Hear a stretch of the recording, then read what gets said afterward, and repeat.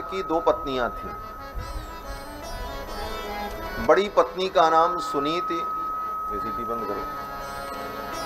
बड़ी पत्नी का नाम सुनीति और छोटी पत्नी का नाम सुरुचि था।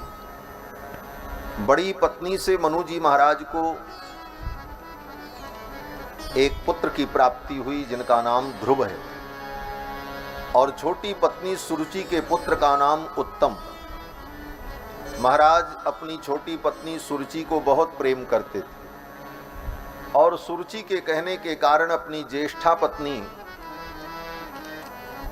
सुनीति का अनादर करते थे। सुरुचि के कहने पर सुनीति का अनादर करते थे। ये मानव के जीवन की एक विडंबना होती है। अपनी रुचि के सामने वो नीतियों की अवहेलना कर देता है, अपनी रुचि को ज्यादा महत्व देता है और नीति को पीछे छोड़ देता है। महाराज उत्तानपाद ने सुरुचि के कहने पर सुनीति को, अपनी ज्येष्ठ पत्नी को अनादर किया, उनका अनादर किया, और उस कारण से उनके पुत्र ध्रुव का भी अनादर होता था। एक दिन महाराज सभा में बैठे थे और अपनी छोटी पत्नी सुरुचि के पुत्र उत्तम को गोद में लेकर उसका दुलार कर रहे थे, लाड कर रहे थे। उसी समय 5 वर्ष के बालक श्री ध्रुव जी महाराज, जो सुनीति के पुत्र हैं, कहीं से खेलते हुए आए और जाकर के पिता की गोद में बैठ गए। ध्रुव जी ने सोचा कि पिताजी मेरा भी दुलार करें, मेरा भी लाड करें। भाई को बैठा देखा तो ये भी जाकर के बैठ गए। बगल में बैठी हुई सौतेली माँ सुरुचि को ये अच्छा नहीं लगा। सुरुचि ने सोचा कि आज ध्रुव से इनका प्रेम बढ़ेगा तो कल ध्रुव की माँ से इनका प्रेम बढ़ेगा, इसलिए तत्काल इसका प्रतिकार करना चाहिए। और सुरुचि ने ध्रुव के हाथ को पकड़ा और घसीट करके गोद से नीचे उतार दिया और डांटा, नबत्स निपतेर धृष्ण्यम भवानारोढ़ुमर्हति। अरे पुत्र, तू इनकी गोद में नहीं बैठ सकता। ध्रुव जी ने कहा, क्यों? ये मेरे पिताजी हैं। तो सौतेली माँ सुरुचि ने कहा कि नायत्वं कोक्ष्वावपि नृपात्मजः। हे नृपनंदन, हे राजपुत्र, यद्यप तुम राजा के पुत्र हो, लेकिन मेरी कोख से पैदा नहीं हुए, इसलिए तुम इनकी गोद में नहीं बैठ सकते। इतनी बड़ी बात सौतेली माँ ने ध्रुव से कही। और ध्रुव जी 5 वर्ष के बालक, पिताजी की ओर देखा तो पिताजी भी मौन हो गए। ध्रुव जी को बड़ा दुख हुआ। ध्रुव ने कहा, माँ, पिताजी के सिंहासन पर इनकी गोद में बैठने का अधिकार मुझे कैसे प्राप्त होगा? तो सौतेली माँ सुरुचि ने कहा कि जाओ, जाकर के भगवान की आराधना करो, तपस्या के द्वारा भगवान नारायण को प्रसन्न करो। तपसाराध्य पुरुषम तस्यैवानुग्रहेण में गर्भे तुम साधयात्मानं यदि इच्छस नृपासनम। सौतेली माँ ने कहा, तपस्या के द्वारा भगवान परम पुरुष को प्रसन्न करो, और जब वो प्रसन्न हो जाएं और कहें कि वरदान मांगो, तब उनसे वरदान मांगना। और क्या वरदान मांगना?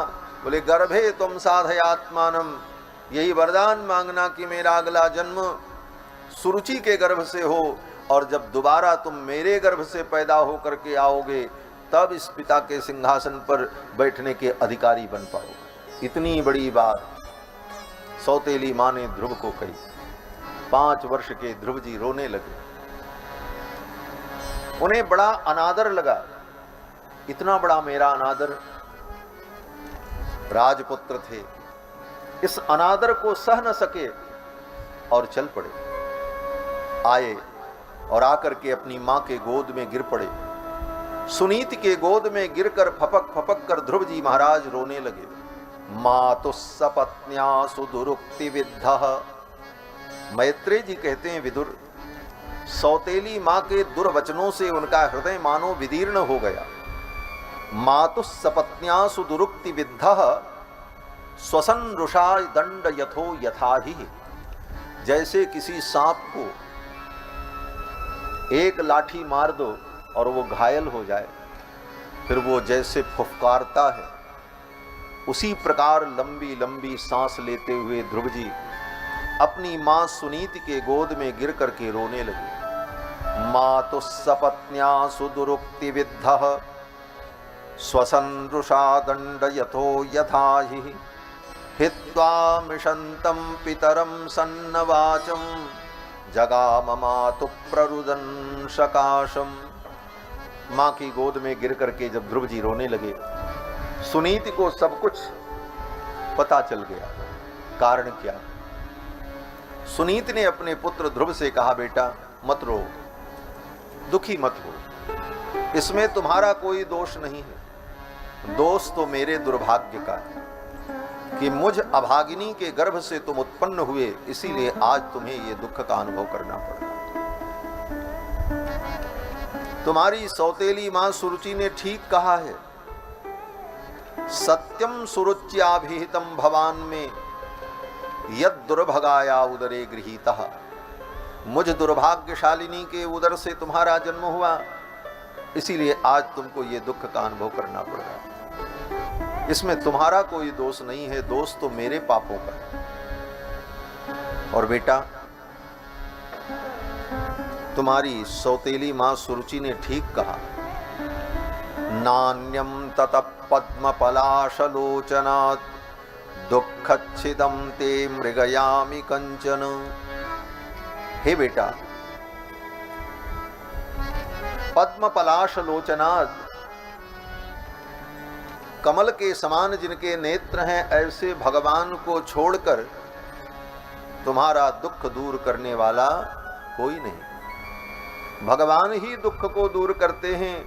इसलिए हे बेटा, अनन्य भावे निज धर्म आश्रित, अनन्य भाव से अपने स्वधर्म का पालन करते हुए मनस्यवस्थाप्य भजस्य पुरुषम, अपने मन को समाहित करके भगवान परम पुरुष का तुम भजन करो।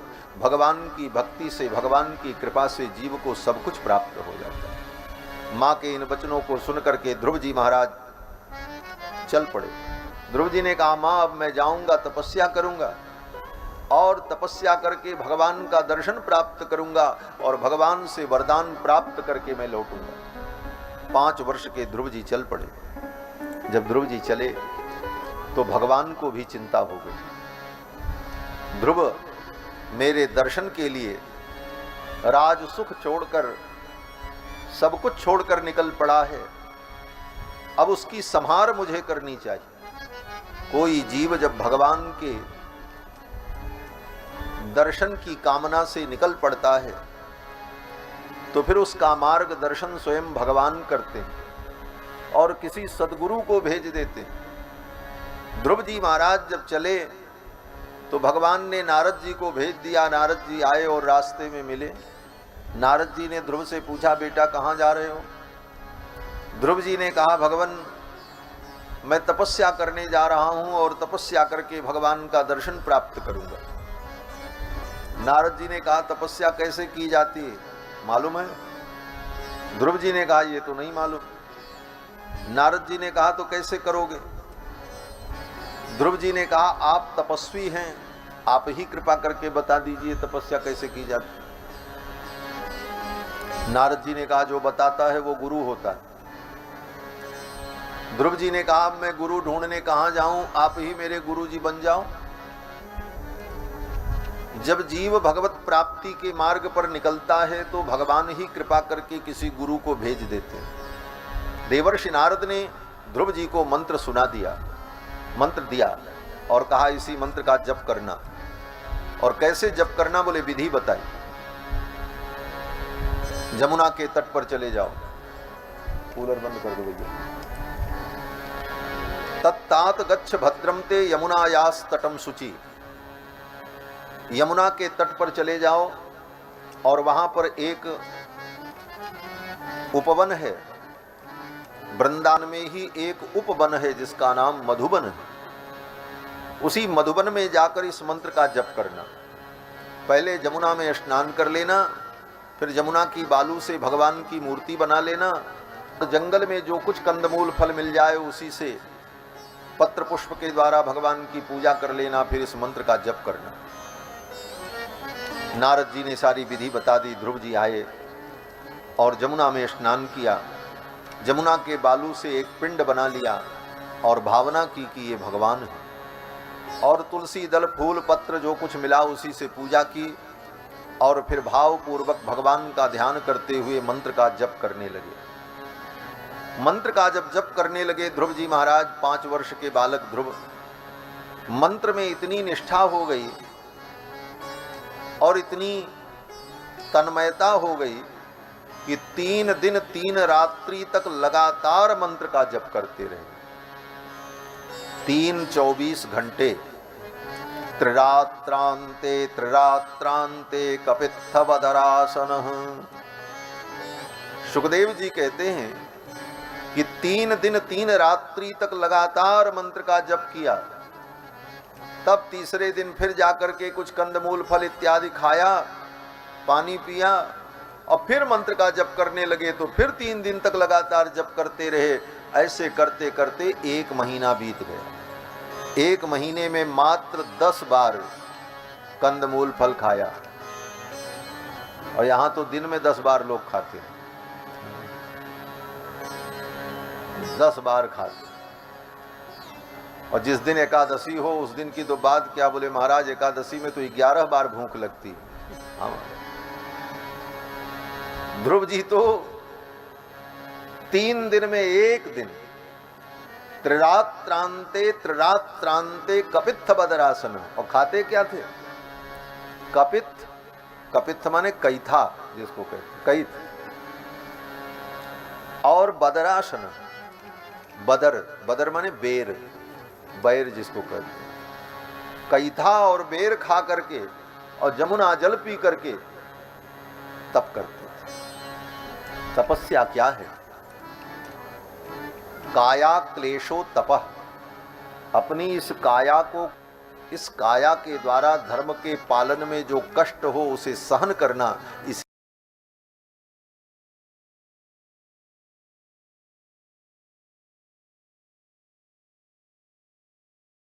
दूसरा महीना लगा तो तपस्या और कठिन हो गई।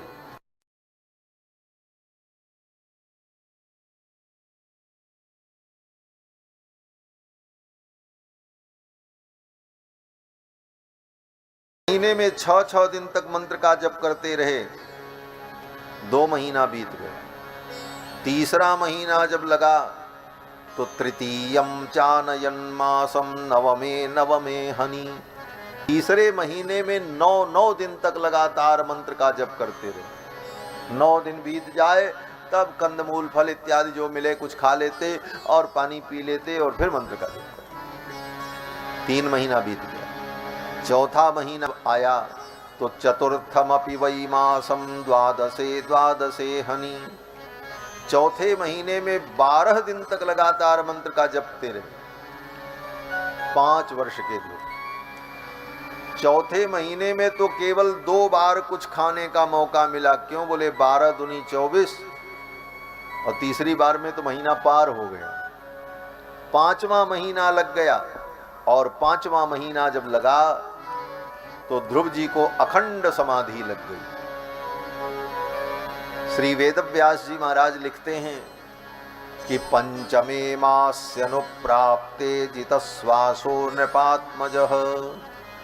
5वें महीने में ध्रुव जी ने अपनी श्वास को भी जीत ली। अब सांस लेने की भी जरूरत नहीं।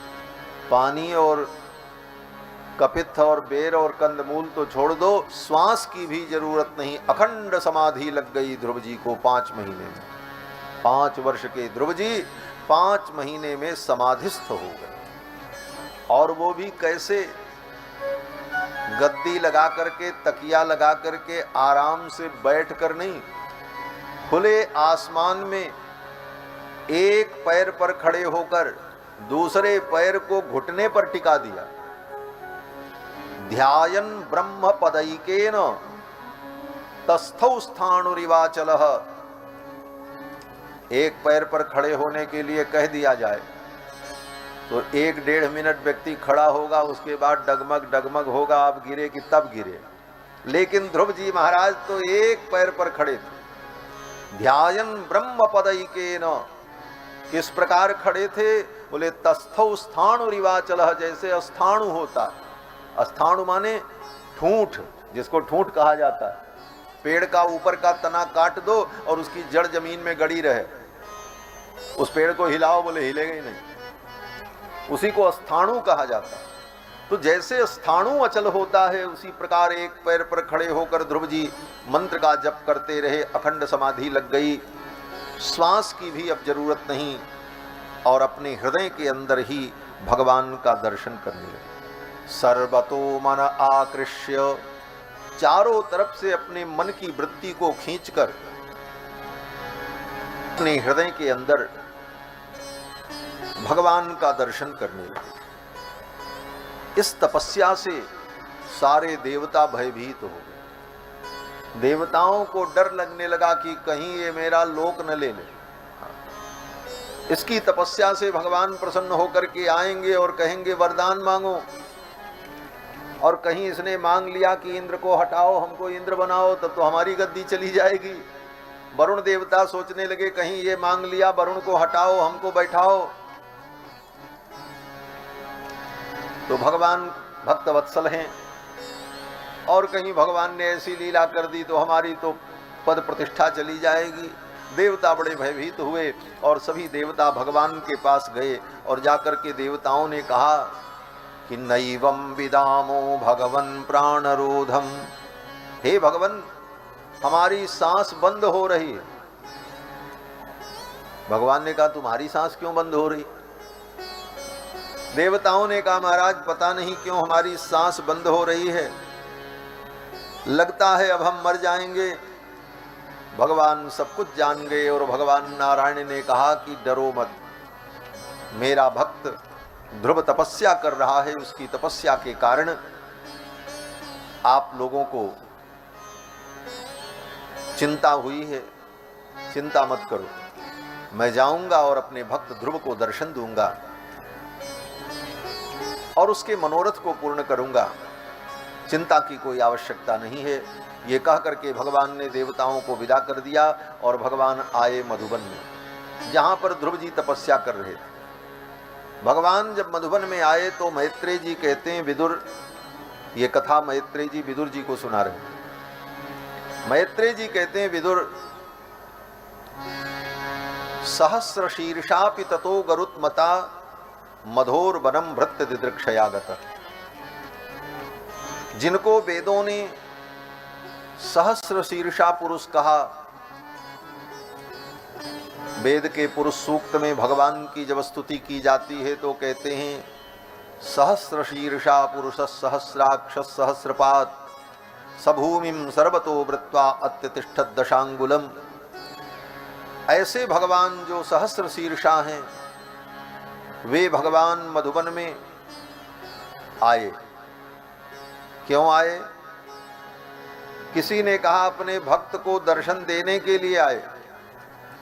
मैत्रेय जी कहते हैं, विदुर, भगवान अपने भक्त को दर्शन देने नहीं आए, अपितु ऐसे भक्त का दर्शन करने के लिए भगवान आए। मधोर वनम भृत्य दिदृक्षयागतः, अपने भक्त को देखने के लिए भगवान आए। और ध्रुव के सामने भगवान प्रकट हो गए। ध्रुव जी तो अपनी आंखों को बंद करके अपने हृदय के अंदर भगवान का दर्शन कर रहे थे। सामने भगवान खड़े हैं, लेकिन ध्रुव जी की आंखें बंद हैं। भगवान ने सोचा इसके हृदय में जो मेरा रूप है वो रूप अंतर्हित हो जाए, इसकी समाधि पूरी हो जाए। भगवान ने अपने संकल्प से ध्रुव की समाधि को पूर्ण कर दिया। अचानक ध्रुव जी का ध्यान छूट गया। हृदय में भगवान के जिस रूप का दर्शन कर रहे थे वह रूप अंतर्हित हो गया। फिर तो ध्रुव जी को बड़ी व्याकुलता हुई, ये मेरा ध्यान क्यों टूट गया। और व्याकुल होकर के ध्रुव जी ने अपनी आंखें खोली, और जब आंखें खोली तो ध्रुव जी ने क्या देखा? बोले जो रूप हृदय के अंदर देख रहे थे वही स्वरूप सामने प्रकट था, और भगवान आंखों के सामने खड़े। ध्रुव जी ने जब देखा सशंख चक्रम सकिरीटकुंडलम सपीतवस्त्रम सरसीरुहे सहार वक्षस्थल कौस्तुभश्रियं नमामि विष्णुं शिरसा चतुर्भुजम। शंख चक्र गदा पद्म धारण किए हुए पीतांबर बनमाला विभूषित भगवान ध्रुव की आंखों के सामने खड़े अखिल कोटि ब्रह्मांड नायक सर्वेश्वर भगवान नारायण को देखकर ध्रुव जी सोचने लगे, मैं भगवान की कैसे स्तुति करूं। भगवान स्तुत्य हैं, स्तुत्य का मतलब स्तुति करने के योग्य हैं और भगवान की स्तुति करनी चाहिए भक्तों को। ध्रुव जी सोचने लगे भगवान की मैं कैसे स्तुति करूं, क्योंकि 5 वर्ष के ध्रुव जी अभी विद्यालय भी नहीं गए थे, अक्षर का भी ज्ञान ठीक से नहीं था और गुरु जी ने जो बताया था केवल मंत्र बताया था और विधि बताई थी, बाकी कोई स्तुति बताई नहीं। काव्य कोश और कवित्व शक्ति, काव्य की रचना का सामर्थ्य ये ध्रुव में नहीं था कि ध्रुव जी अपने से स्तुति बना लेते और भगवान की स्तुति कर लेते। ध्रुव जी सोचने लगे भगवान मेरे सम्मुख खड़े हैं, मैं कैसे स्तुति करूं। भगवान जान गए कि ध्रुव मेरी स्तुति करना चाहता है। उसी समय भगवान ने अपने शंख को, भगवान की भुजा में जो शंख है उस शंख को ध्रुव जी के गाल में भगवान ने सटा दिया। कृतांजलिम ब्रह्ममयेन कंबुना पस्पर्श बालम कृपया कपोले। कृपा करके भगवान ने उस कंब को, शंख को ध्रुव के गाल में सटा दिया और ज्यों ही भगवान ने ध्रुव के गाल में शंख को सटाया उसी समय समस्त विद्याएं ध्रुव जी के अंदर प्रकट हो गई। सबई तदैव प्रतिपादितां गिरम दैवीं परिज्ञात परात्म निर्णयः। उसी समय समस्त विद्याएं ध्रुव जी के अंदर प्रकट हो गईं। ध्रुव जी को पढ़ना नहीं पड़ा, न विद्यालय गए, न कागज न कलम की जरूरत पड़ी। भगवान के संकल्प से सारी विद्याएं ध्रुव जी के अंदर उसी क्षण प्रकट हुई। सवै तदैव प्रतिपादितं गिरं दैवीं परिज्ञात परात्म निर्णयः। ध्रुव जी के अंदर समस्त विद्याएं प्रकट हो गईं और फिर ध्रुव जी ने भगवान की बड़ी सुंदर स्तुति की। ध्रुव जी स्तुति करते हुए कहते हैं कि योऽन्तः प्रविश्य मम वाचमिमां प्रसुप्तां संजीवयत्यखिल शक्तिधर स्वधाम्ना अन्यास्त हस्त चरण श्रवण त्वगादीन प्राणान नमो भगवते पुरुषाय तुभ्यम। ध्रुव जी कहते हैं जिन भगवान ने मेरे अंतःकरण में प्रविष्ट होकर मेरी प्रसुप्त वाणी को जागृत कर दिया, मेरे अंग प्रत्यंग को जिन्होंने स्वस्थ और दिव्य बना दिया, प्राणान नमो भगवते पुरुषाय तुभ्यम, हे परम पुरुष आपको मैं प्रणाम करता हूँ। ये कह करके ध्रुव जी ने भगवान की बड़ी सुंदर स्तुति की। भगवान प्रसन्न हो गए। भगवान ने कहा जाओ, जिस कामना से तुमने तप किया है तुम्हारी वो कामना पूर्ण होगी, पिता का उत्तराधिकार तुम्हें प्राप्त होगा और 36,000 वर्ष तुम राज्य करना और फिर मेरे धाम को चले आना। तुम्हारे लिए मैं एक अलग ध्रुवलोक बना दूंगा, उस ध्रुवलोक में सुखपूर्वक तुम निवास करना। समय आने पर तुम्हारी मां की मृत्यु होगी, भाई की मृत्यु होगी, ये सब दुख जो सांसारिक है ये तुम्हें भी होगा। ये सब भविष्य की बातों को बताकर भगवान अंतर्धान हो गए। भगवान जब अंतर्धान हो गए तो ध्रुव जी को बड़ा दुख हुआ। बोले क्या दुख हुआ ध्रुव जी को? बोले ध्रुव जी महाराज कहते हैं देखो मैं कितना अभागा हूं। अहो बत ममान आत्म्यम मंद भाग्यस्य पश्यत। मैं कितना मंद भाग्य हूं कि जिन भगवान को प्रसन्न करना बड़ा कठिन है ऐसे भगवान को मैंने अपने तप से प्रसन्न तो किया, लेकिन मैंने उनसे क्या मांगा? ये संसार का राज्य। अगर मैं ये कामना न करता तो भगवान मुझे अपने साथ लेकर के जाते और संसार के बंधन से मैं मुक्त हो जाता। अब तो 36,000 वर्ष तक इसी संसार में रहकर बंधन प्राप्त करके हमें दुख भोगना है। 36,000 वर्ष इस संसार के बंधन में मुझे रहना पड़ेगा। मैंने बहुत बड़ी भूल कर दी जो भगवान से ये सांसारिक चीजों को मांगा। ये ध्रुव जी का पश्चाताप है। अहो बत ममान आत्म्यम मंद भाग्यस्य पश्यत भवच्छिदः पाद मूलम गत्वा याचे यदंतवत। जो भव बंधन को मिटाने वाले हैं, ऐसे भगवान के चरणों में जाकर के मैंने भगवान से भव बंधन मांग लिया। ये मेरा दुर्भाग्य था। ये कथा यही कहती है कि भगवान से संसार मत मांगो, नहीं तो तुम्हें भी दुख ही होगा। लेकिन लोग यही मांगते। मंदिर में जाएंगे, 2 पैसे का फूल और फोकट का पानी चढ़ाकर भगवान से करोड़ों का काम कराना चाहते। ये भक्ति नहीं है, ये तुम भगवान को भी ठग रहे हो। हाँ, ये भगवान को ठगना है।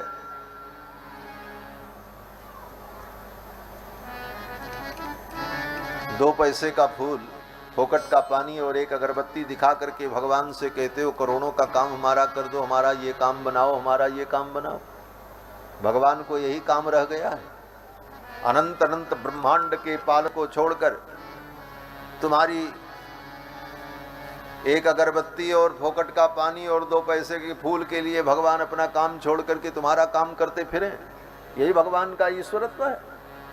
यद्यपि भगवान भक्तवत्सल हैं, अपने भक्तों को सब कुछ देते रहते हैं। तुम मांगो मत मांगो, फिर भी उन्होंने ही दिया है। जो कुछ आज तक मिला है वो तुम कहीं से लेकर के नहीं आए थे, भगवान ने ही तो दिया। और जिसने आज तक दिया वो आगे भी देगा। तो फिर भगवान से मांगने की जरूरत क्या है? लेकिन अज्ञानी प्राणी भगवान से मांगता ही रहता है। इसीलिए भक्तों ने कहा दाता एक राम, भिखारी सारी दुनिया। यहां बड़े बड़े भिखारी हैं इस धरती पे महाराज। करोड़ों की गाड़ी में घूमने वाले भी भिखारी हैं। मंदिर में जाकर के भगवान से भीख मांगते हैं। उनसे अच्छे तो वो भिखारी हैं जो मंदिर के बाहर भीख मांगते हैं, क्योंकि वो तो बाहर के लोगों से 10 रुपए 5 रुपए मांगकर उतने में ही तृप्त हो जाते हैं। लेकिन वो भीतर जाने वाले जो भिखारी हैं वो बहुत बड़े भिखारी हैं। भगवान से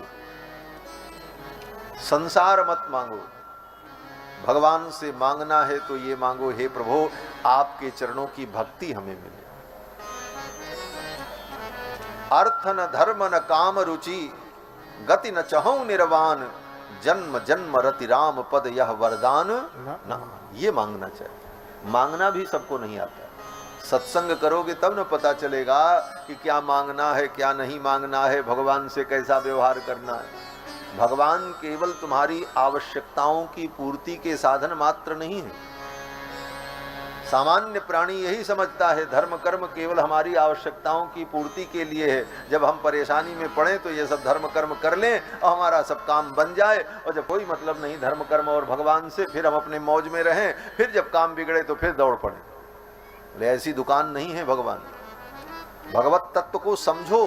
भगवत तत्व है क्या? भगवान का भजन क्यों करना चाहिए? भगवान की भक्ति अनिवार्य क्यों है? और भक्ति कैसे की? मनमानी भक्ति भी उत्पात को उत्पन्न करती है। आचार्य कहते हैं शास्त्र विरुद्ध मनमानी भक्ति उत्पातायोपकल्प्यते। वो उत्पात को उत्पन्न करती है, वो शांति और सुख को उत्पन्न नहीं करती। ध्रुव जी को बड़ा पश्चाताप हुआ कि मैंने भगवान से संसार मांगा और इस कारण से अब 36,000 वर्ष तक मुझे इसी संसार में रहना पड़ेगा। फिर तो ध्रुव जी आए और पिताजी ने उनको राजा बना दिया। जब तपस्या करने गए थे तो 5 वर्ष के थे, जब लौटे तो 18 वर्ष के जवान हो गए। बोले 5 ही महीने में इतने बड़े कैसे हो गए? बोले भगवान ने सोचा ध्रुव को राजा बनना है, और 5 वर्ष का बालक राजा बनकर के सिंहासन पर बैठेगा तो उसकी शोभा क्या होगी? राजा बनने के लिए राजा के अनुकूल शरीर स्वरूप भी हो। इसलिए भगवान ने ध्रुव जी के अंग प्रत्यंग को विकसित कर दिया और ध्रुव जी का शरीर अत्यंत सौष्ठव से युक्त हो गया। और फिर ध्रुव जी महाराज जब आए तो उनके पिता ने उनको सिंहासन पर बैठा करके राजा बना दिया। ध्रुव जी महाराज ने 36,000 वर्ष राज्य किया। इसी काल में उनके सौतेले भाई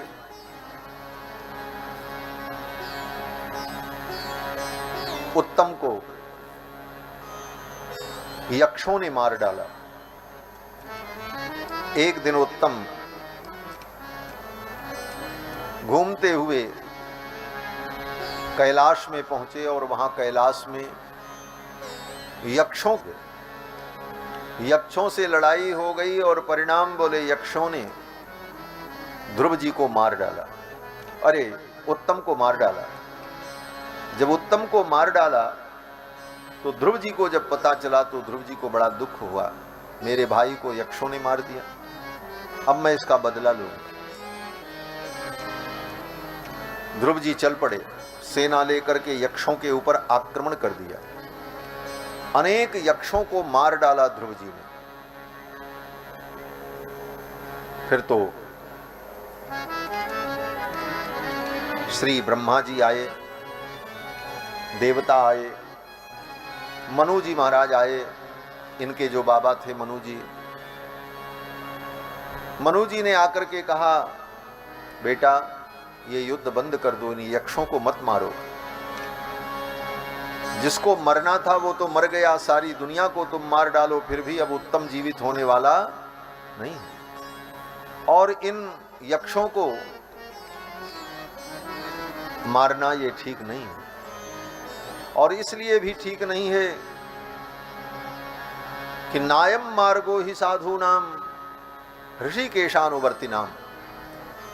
मनु जी कहते हैं, हे पुत्र, नायम मार्गो ही साधु नाम, सज्जनों का ये मार्ग नहीं है। कहते हैं उनके अंदर बदले की भावना नहीं होती। जीवन में कोई भी घटना हो जाती है तो वो मान लेते हैं भगवान की यही इच्छा थी। उनके अंदर बदले की भावना नहीं होती। जो साधु होगा, जो सज्जन पुरुष होगा, वो कभी बदला लेने के लिए सोचता ही नहीं।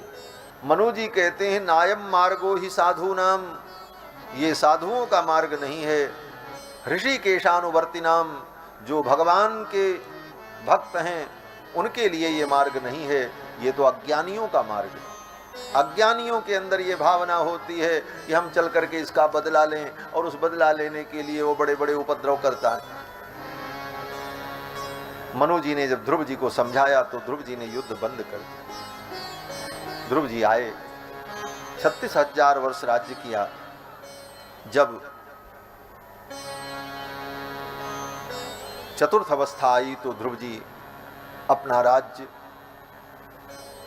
अपने पुत्रों को देकर तप करने के लिए चले गए, और बद्रीनाथ धाम में जाकर के ध्रुव जी ने तप किया, और ध्रुव जी को बैकुंठ ले जाने के लिए भगवान ने अपने पार्षदों को भेजा। देवता विमान लेकर के आए, भगवान के पार्षद विमान लेकर के आए। भगवान के पार्षदों ने कहा, महाराज 5 वर्ष की अवस्था में आपने जिन भगवान की आराधना की थी, हम उन्हीं के दूत हैं, और ये विमान लेकर के आए हैं, इस विमान में आप बैठो और भगवान के धाम चलो। ध्रुव जी ने उस विमान की परिक्रमा की और विमान में बैठने चले। तब तक एक देवता सामने खड़े हो गए आकर, मस्तक झुकाकर। ध्रुव जी ने पूछा, आपका परिचय? उस देवता ने कहा, मैं मृत्यु देवता हूं। बोले मृत्यु देवता? बोले हाँ। बोले क्यों आए हैं? मृत्यु देवता ने कहा, ये मृत्यु लोक है, यहां से बिना मरे कोई जा नहीं सकता। इस धरती से किसी भी लोक में जाना है तो मर करके ही जाया जा सकता है, सशरीर नहीं जाया जा सकता। परंतु आप भगवान के परम भक्त हैं, आपका स्पर्श करने का साहस मेरे अंदर नहीं है। आप ही कृपा कर दें जिससे मृत्युलोक की मर्यादा बनी रह जाए, नहीं तो मृत्युलोक की ये मर्यादा समाप्त हो जाएगी। ये भगवान की बनाई हुई मर्यादा है, इसलिए इस मर्यादा का पालन आपको भी करना चाहिए। आप भगवान के परम भक्त हैं। फिर तो ध्रुव जी महाराज ने अपने पैर से मृत्यु देवता के मस्तक का स्पर्श किया। मृत्यु देवता के मस्तक पर पैर रख करके विमान में चढ़ गए। मृत्योर मूर्धनि पदम दत्वा आरुरोह गृहाद्भुतम। मृत्यु के मस्तक पर पैर रख करके ध्रुव जी विमान में बैठ गए। देवताओं ने पुष्प की वर्षा की, जय जयकार की और विमान में बैठ करके ध्रुव जी महाराज भगवान के धाम जाने लगे। मृत्यु उन्हें मार नहीं पाई, लेकिन मृत्यु का स्पर्श उन्हें करना पड़ा, क्योंकि मृत्युलोक की मर्यादा भी बचानी थी। और फिर ध्रुव जी महाराज विमान में बैठकर भगवान के धाम जाने लगे। थोड़ी दूर विमान चला तो ध्रुव जी को चिंता हुई। विमान में बैठे हुए देवताओं ने कहा कि महाराज आप चिंतित क्यों हैं? ध्रुव जी ने कहा मुझे चिंता इस बात की है कि जिस मां के प्रेरणा से मैं तपस्या करने गया और मुझे भगवान का दर्शन हुआ, जिस मां की कृपा से आज मुझे ये पद मिल रहा है, वो मेरी मां कहाँ होगी, मेरे मां की क्या गति भई होगी, ये सोचकर मैं दुखी हो रहा हूं। तब तक उन देवताओं ने कहा राजन चिंता मत करो, वो देखो एक विमान आगे जा रहा है। ध्रुव जी ने देखा ध्रुव के विमान के आगे आगे एक विमान और चल रहा था। उन देवताओं ने कहा उस विमान में आपकी मां बैठी हुई है और वो भी भगवान के धाम चल रही, आपसे पहले उनको भगवान के धाम की प्राप्ति होगी, क्योंकि आप जैसे भक्त को उन्होंने जन्म दिया है। आपकी वो जननी है, इसलिए उनको भी परम धाम की प्राप्ति होगी। ये सुन करके ध्रुव जी महाराज बड़े प्रसन्न हुए। जो भगवान के संबंधी हो, भगवान के भक्तों के संबंधी होते हैं उनको भी भगवान परम गति प्रदान करते हैं। और ध्रुव जी महाराज ने जब ये सब सुना तो ध्रुव जी बड़े प्रसन्न हुए।